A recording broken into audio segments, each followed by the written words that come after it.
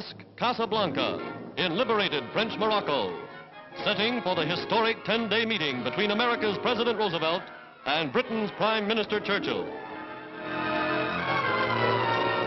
In a city completely unaware of the drama within its walls, United States Army Signal Corps men string their own communication lines in preparation for one of the greatest news stories of the war.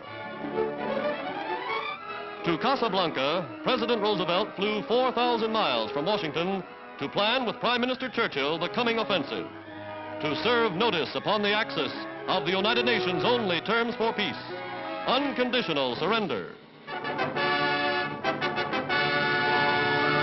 Strong military guards surround the President's villa. Every road is blocked. Every precaution is taken to safeguard the secrecy of the meeting.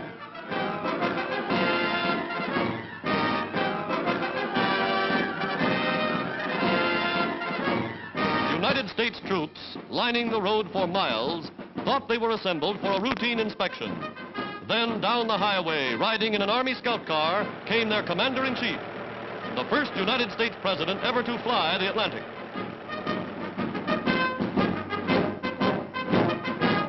Vanguard of thousands pouring in every day, American troops are moving to smash the Nazis in Tunisia, moving to join Britain's General Montgomery in driving the Axis from Africa.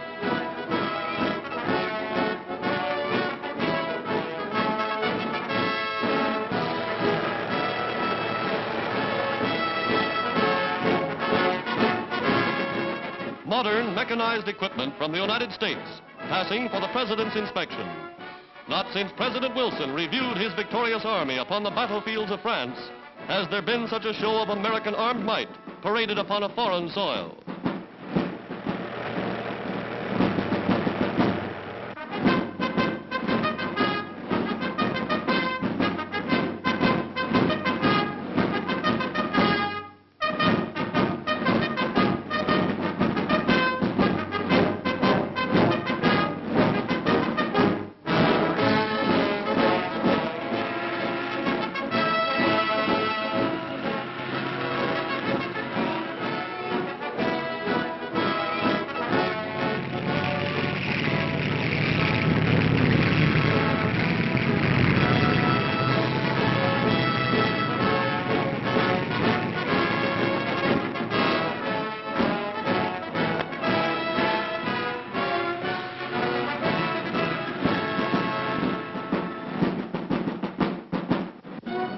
Casablanca's well-guarded Anfa Hotel, the United States and British missions meet.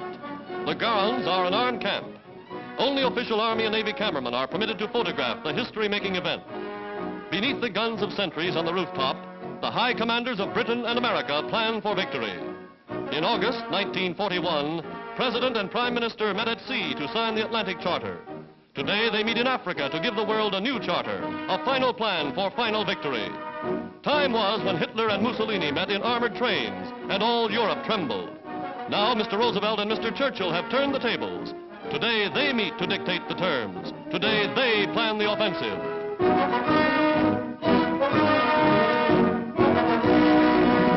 While an umbrella of fighting planes is on constant patrol overhead, discussions of ways and means for victory go on behind closed doors. High British and American Air, Army, and Navy staffs talk face-to-face across the conference table.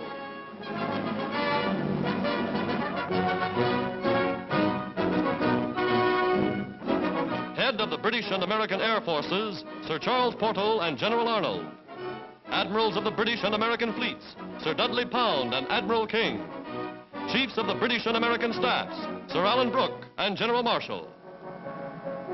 At the American cemetery at Fort Lyoté near Rabat, the President's party pauses to honor United States soldiers who fell in Morocco. A salute to the men who gave their lives to prevent further bloodshed. Here, close by the Atlantic, they lie beneath the flag of their country, heroes in the cause of the United Nations.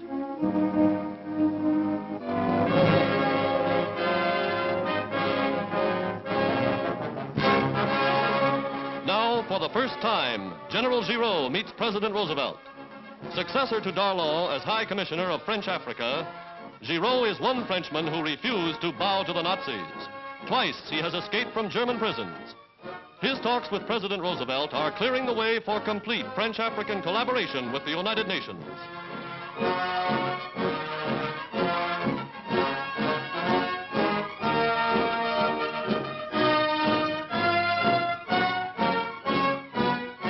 The meeting of General Giraud and General de Gaulle with President Roosevelt and Prime Minister Churchill is one of the dramatic moments of the conference. Charles de Gaulle, leader of the fighting French. Henri Giraud, hero of the French army.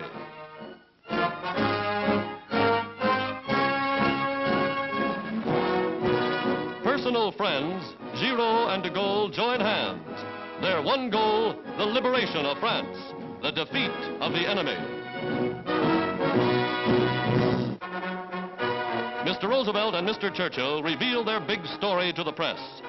War correspondents secretly flown in from the African battlefront, from England, from America, hear news that re-echoes in Moscow, in Chongqing, in Ankara, and more important, in Berlin, in Rome, and in Tokyo.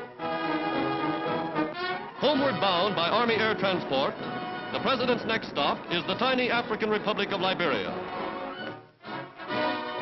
Here, American Negro troops are helping guard the coastline of this friendly little nation. Again, riding in a scout car, as guest of President Barclay of Liberia, President Roosevelt sees more smartly equipped United States fighters pass in review. American soldiers protecting another outpost of the United Nations.